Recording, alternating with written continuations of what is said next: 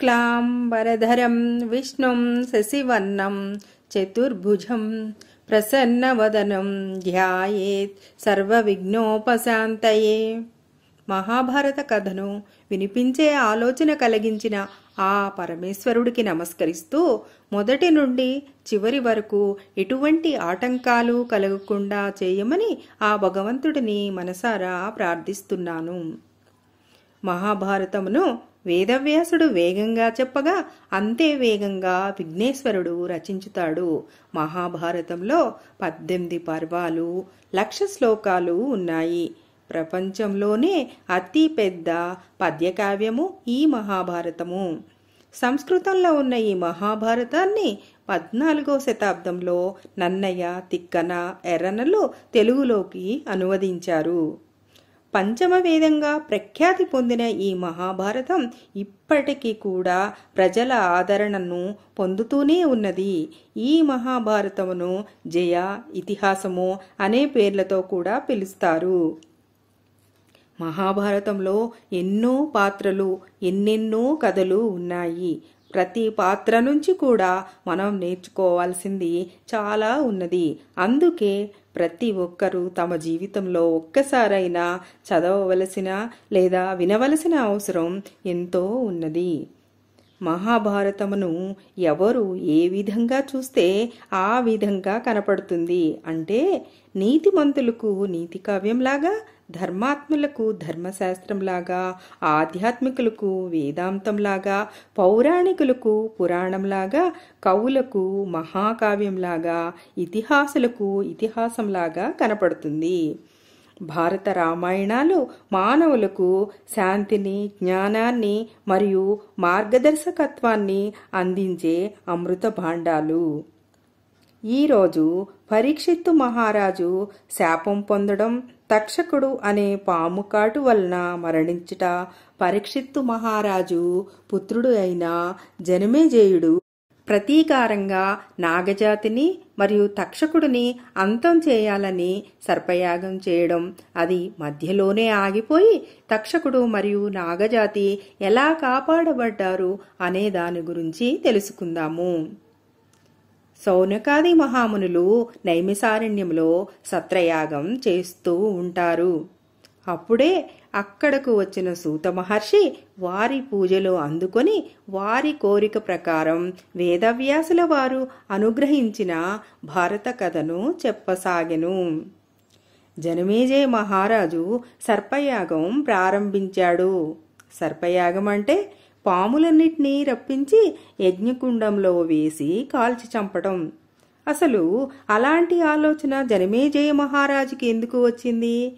దానికి కారణం ఏమిటి అంటే జనమేజయుడు తండ్రి అయిన పరీక్షిత్తు మహారాజు తెలియక చేసిన తప్పిదం వలన శాపం ద్వారా తక్షకుడు అనే పాము విషం వలన మరణిస్తాడు.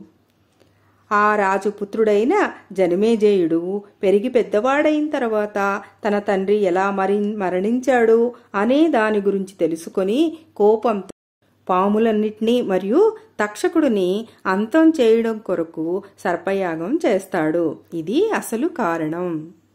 పరీక్షిత్తు మహారాజు ఎవరు అంటే పరీక్షిత్తు మహారాజు పాండవుల పుత్రుడు. ఈయన కురుక్షేత్ర యుద్ధం తర్వాత పాండవుల వారసుడిగా రాజ్యాన్ని పరిపాలిస్తాడు.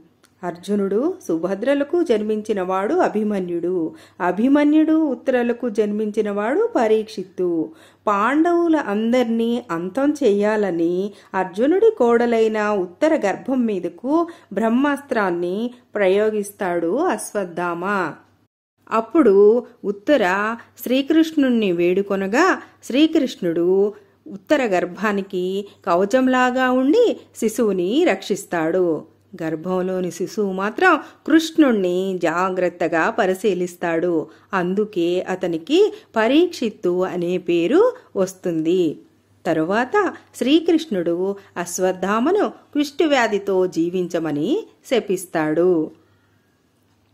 పరీక్షిత్తు పెరిగి పెద్దవాడై ప్రజలను ఎంతో ప్రేమగా పరిపాలిస్తుంటాడు. సర్వధర్మములు తెలిసినవాడు. తెలిసినవాడు మాత్రమే కాదు, ఆచరించి చూపేవాడు. సత్య ధర్మ మార్గంలో ప్రజలు నడుచుకునే విధంగా రాజ్యాన్ని పరిపాలించేవాడు.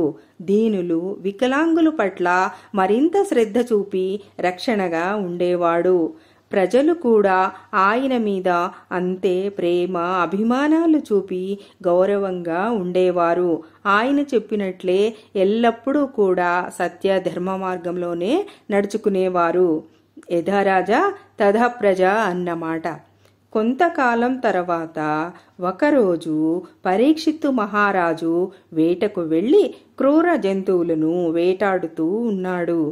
కొద్దిసేపటికి అలసిపోయి ప్రక్కనే ఉన్న శమీక మహర్షి ఆశ్రమానికి వెళతాడు. నేను వేటాడిన ఒక జంతువు ఇటే వచ్చింది, అది ఎటు వెళ్ళిందో చెప్పమని ఆ మునిని అడుగుతాడు.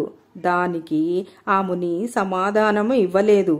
నేను అడుగుతుంటే కూడా గర్వంతో జవాబు ఇవ్వటం లేదు అని అనుకొని కొంచెం దూరంలో పడి ఉన్న ఒక చనిపోయిన పాముని బాణంతో తీసుకుని వచ్చి ఆ మునిమెడలో వేసి వెళ్ళిపోతాడు. శమీక మహర్షి ఇంకా తపస్సు చేసుకుంటూనే ఉంటాడు. ఆ రోజే చదువు పూర్తి చేసుకున్న శమీక మహర్షి కొడుకు శృంగి తండ్రి దగ్గరకు వస్తూ ఉంటాడు.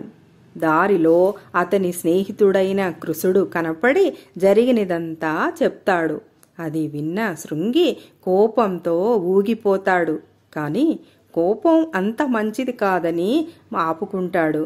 కాని అతని స్నేహితుడైన కృసుడు రెచ్చగొట్టగా అప్పుడు ఇలా అంటాడు ఎర్రబడిన కన్నులతో, తపస్సులో ఉన్న నా తండ్రిపై చనిపోయిన పాము వేసిన పాపి పరీక్షిత్తు ఈ రోజు నుండి 7వ రోజు వచ్చేసరికి తక్షకుడి విషం వలన మరణిస్తావు అని శపిస్తాడు. తరువాత తండ్రి దగ్గరకు వెళతాడు. తండ్రి ఇంకా తపస్సులోనే ఉంటాడు. చనిపోయిన పాము కూడా అలాగే ఉంటుంది. అది చూసి చాలా దుఃఖిస్తాడు. తరువాత తండ్రికి తాను శపించిన విషయము చెప్తాడు. అప్పుడు శమీక మహర్షి, అంతటి మంచి రాజును శపించి తప్పు చేశావు.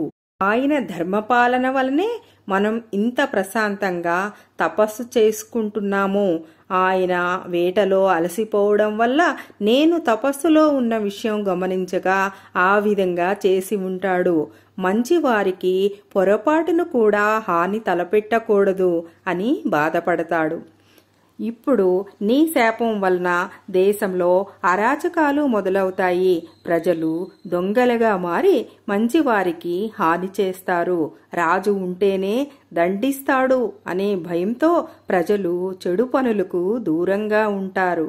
కాని ఏమి చేసినా నీ వంటి యోగశక్తి కలవాని మాటకు తిరుగులేదు. అందువల్ల శాపవార్తను రాజుకు తెలియజేసి శాప విమోచనం చేసుకోమని చెప్పండి అని చెప్తాడు. మహారాజుకి ఈ శాపవార్త తెలియగానే జరిగిన పొరపాటుకి చింతిస్తాడు. తరువాత ఒక ఎత్తైన స్తంభం నిర్మించి దాని మీదనే ఒక మేడను కట్టించి అక్కడ నుండే పరిపాలన చేస్తూ ఉంటాడు. 6 రోజులు గడిచిపోయి 7వ రోజు రానే వచ్చింది. అయితే వివిధ మంత్రశాస్త్రాలు తెలిసిన కాశ్యపుడనే విప్రుడు పరీక్షిత్తుకు రానున్న ప్రమాదాన్ని తప్పించడానికి హస్తినాపురం వస్తూ ఉంటాడు. దారిలో తక్షకుడు ఎదురువచ్చి అంతా గ్రహించి అతనితో ఇలా అంటాడు, మీ విద్య విలువైనదే, కానీ ఈ రాజు ఇప్పుడు శాపగ్రస్తుడు. అతనికి ఆయుష్ కూడా లేదు. ఇలాంటప్పుడు మీ శక్తి పనిచేయదు, మీ కీర్తి పాడవుతుంది. అందువలన మీకు కావలసిన ధనధాన్యాలు నేనే ఇస్తాను, వెనక్కి వెళ్ళిపోండి అని అంటాడు. దానికి ఆయన అంగీకరించి వెనక్కి వెళ్ళిపోతాడు. అప్పుడు తక్షకుడు మారు రూపంలో రాజు దగ్గరికి వెళ్లి దర్భలు, పండ్లు, పూలు సమర్పించుతాడు. అందులో నుండి ఒక పండును తీసుకొని తినబోతుండగా దాని నుండి ఒక కీటకం బయటకు వస్తుంది.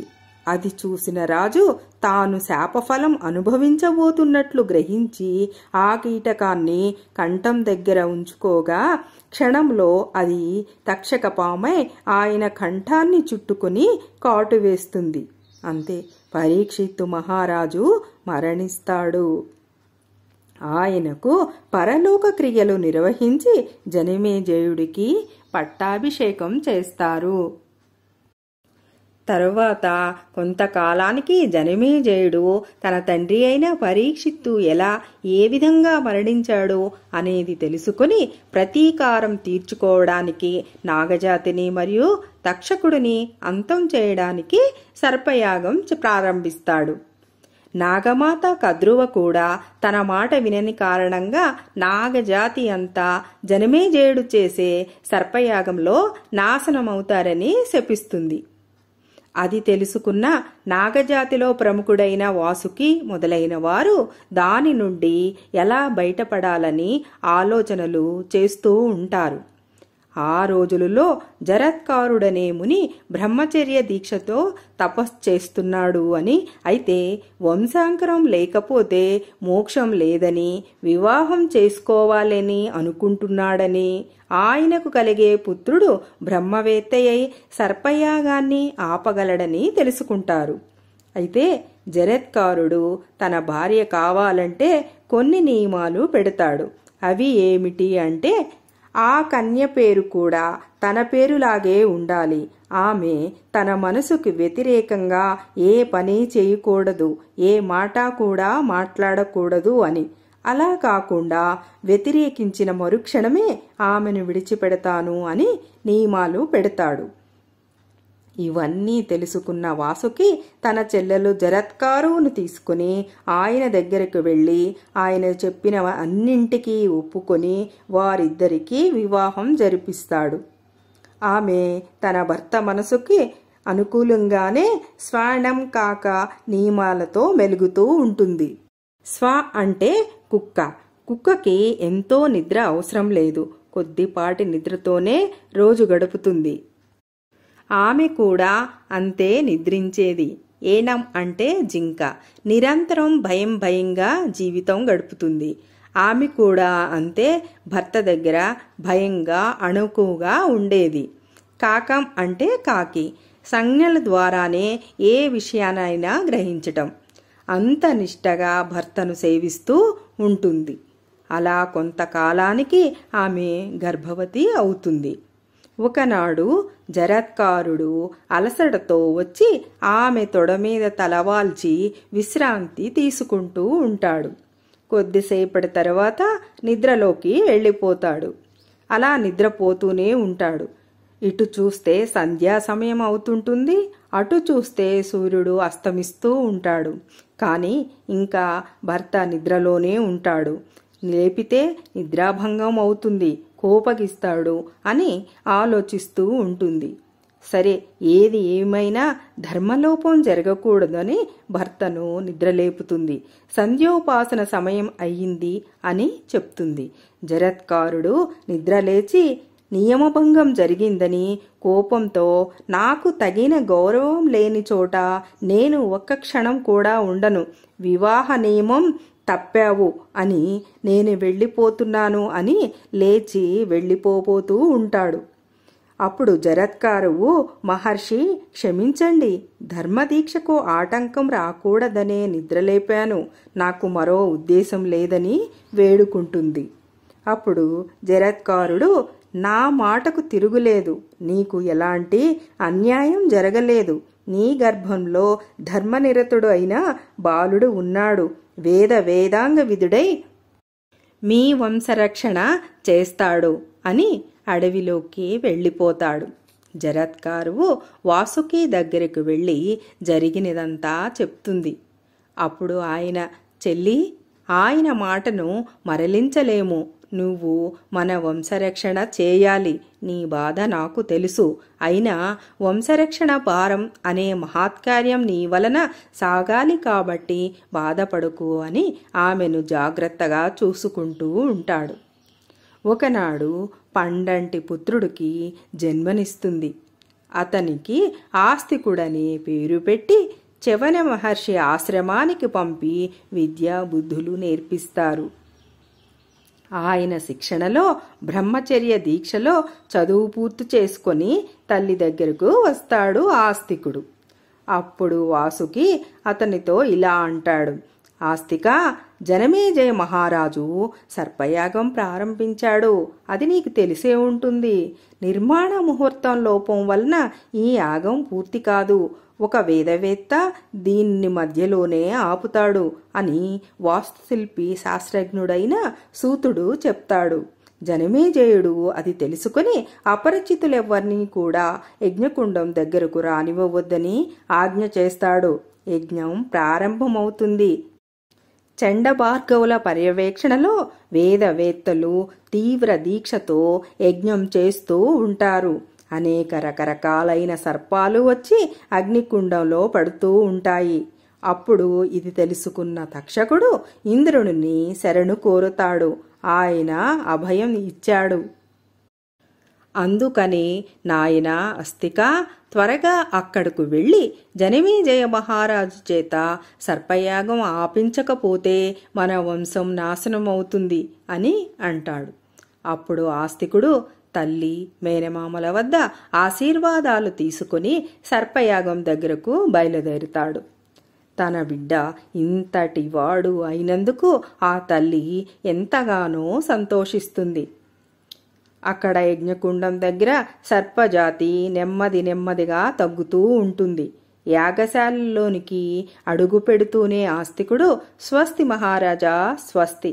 ప్రయాగలోని ప్రజాపతి చేసిన యజ్ఞంతో వరుణ సోమాది ప్రముఖులు సాగించిన యజ్ఞంతో తులతూగే మహాయాగం చేస్తున్న నీకు శుభమగుగాక.